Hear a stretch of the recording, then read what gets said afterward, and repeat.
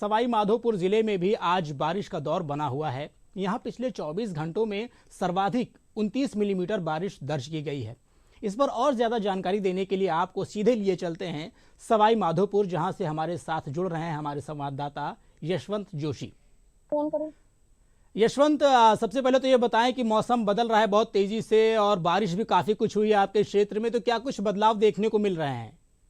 सवाई माधोपुर जी। जिले में पिछले बीती रात से जो रिमझिम बारिश का दौर चल रहा है। किसान काफी राहत महसूस कर रहे हैं, क्योंकि यहाँ सवाई माधोपुर जिला जो किसानों की जमीन है, जो खेती है, फसल सिंचाई की दृष्टि से पानी बहुत कम है। ऐसे में यहाँ नमी चली गई थी खेतों की, और बीती रात जो बारिश रिमझिम बारिश का दौर चला है, उससे जो हमारे किसान हैं जिले के, वो राहत महसूस कर रहे हैं। और खास बात यह है कि अभी थोड़ी देर पहले तक रिमझिम बारिश यहाँ थी और अभी रुकी है, लेकिन मौसम सुहावना हुआ है। साथ ही यहाँ जो गर्मी का तापमान देखा जा रहा था पिछले दिनों से, वो इसी बारिश के साथ, इसी रिमझिम बारिश के साथ ठंड में तब्दील हुआ है। लोग बिल्कुल अलाव तथा लगाकर तापते हुए भी नजर आ रहे हैं। मैं यहाँ खेतों में खड़ा हुआ हूँ, फसलें भी अपने आप बयां कर रही है, इनकी हरियाली अपने आप बयां कर रही है कि जो ये रिमझिम बारिश हुई है उसके बाद फसलें किस तरीके से खिल रही है। तो कुल जी। मिलाकर कहा जाए तो ये रिमझिम जो बारिश हुई है पिछले जी। बीती रात से, अगर यह दौर जारी रहा तो निश्चित रूप से सवाई माधोपुर जिले के किसानों के लिए ये जीवन दायिनी और अमृत वाहिनी जी। बनेगी।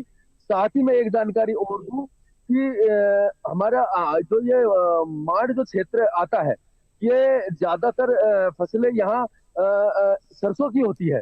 गेहूं जी। की फसल ज्यादा पानी मांगती है, इसलिए यहाँ गेहूं की फसल कम बोई जाती है, सरसों की फसल ज्यादा बोई जाती है। लेकिन इस साल बरसात काफी कम रही है, बारिश काफी कम रही है, जी। रिकॉर्ड स्तर से भी कम रही है।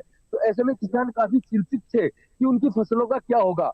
हर रोज किसानों को खेतों में देखा जाता था, वो आसमान पर निगाहें फिराए रहते थे कि कब ये मावठ की बूंदें बरसे, कब ये खेतों में अमृत जी, बरसे और बिल्कुल सही हमारी कहा फसलों आपने। को दोबारा से ताकत मिले। जी। जी। यशवंत, जी। जैसा कि हम देख पा रहे हैं कि आप खड़े हैं, आपके पीछे की तरफ फसलें लगी हुई हैं। हालांकि इस जो बारिश हुई इससे किसानों में बहुत खुशी की लहर है। क्या कुछ लगता है आपको कौन कौन सी फसलों को इससे फायदा होने वाला है? और एक चीज़ आपसे और जानना चाहेंगे, क्योंकि बारिश हुई है तो ऐसे में पर्यटकों का भी जो आने का सिलसिला जारी हो जाएगा, तो पर्यटन के लिहाज से क्या कुछ स्थिति होने वाली है? सवाई माधोपुर क्षेत्र में खासकर सरसों की फसल ही ज्यादा होती है। अगर देखा जाए सवाई माधोपुर में तो 90% फसलें किसान सरसों की इसलिए बोते हैं कि यहाँ पर बांध, जो अभी मोरेल बांध है मुख्य, उससे नहर खोली गई है, तो उससे भी इनको सिंचाई का पानी उपलब्ध हो जाता है इस समय। तो ऐसे में ज्यादातर सरसों की फसलें होती है। कम पानी में यह फसल ज्यादा हो जाती है और लागत भी कम बैठती है और किसानों की उपज भी ज्यादा हो जाती है। ऐसे में किसानों को फायदा मिलता है।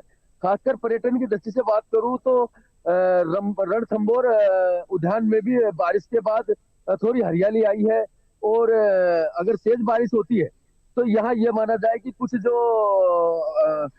वन्य जीवों के लिए पेयजल के जो पोखर आदि बनाए हुए थे, अगर तेज बारिश आती है तो उनमें ज्यादा पानी आएगा, तो वहाँ जानवरों की, वन्य जीवों की आवाजाही ज्यादा रहेगी और वो विजिबिलिटी ज्यादा रहेगी वन्य जीवों की, तो निश्चित रूप से पर्यटन बढ़ेगा।